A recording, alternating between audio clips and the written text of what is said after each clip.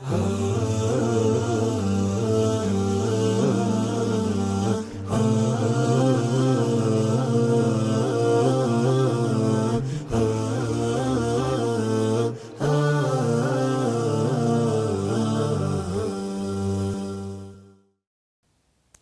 الله الرحمن الرحيم. الحمد لله والصلاة والسلام على رسول الله وبعد. السلام عليكم ورحمة الله وبركاته. প্রিয় দর্শক শ্রোতা ভাই ও বোনেরা, আপনারা যে যেখান থেকে আমাদের আজকে আলোচনা শুনছেন সকলকে জানাচ্ছি আন্তরিক শুভেচ্ছা ও মুবারকবাদ।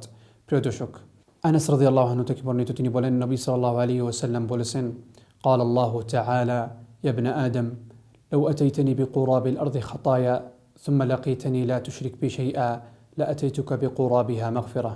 এই হাদিসে বলা হয়েছে তাওহীদটি অনেক গুরুত্বপূর্ণ, আর এটা লফজটি হলো লাআতাইতুকা বিকুরাবিহা মাগফিরা। সেটার জন্য যে কোনো ব্যক্তি যদি তাওহীদটি সঠিকভাবে পালন করেন আর শিরক থেকে দূরে থাকেন, তাহলে আল্লাহ সুবহানাহু ওয়া তাআলা তার সব গুনাহগুলি মাফ করে দিবেন। সেটার জন্য এই তাওহীদটি সঠিকভাবে পালন করতে হবে আর এটার সাথে শিরক থেকে দূরে থাকতে হবে।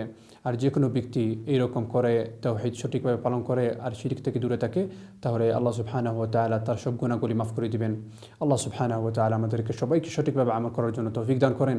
আর আল্লাহ সুবহানাহু ওয়া তাআলা আমাদেরকে সবাইকে নবী সাল্লাল্লাহু আলাইহি ওয়াসাল্লামকে সঠিকভাবে অনুসরণ করার জন্য তৌফিক দান করেন।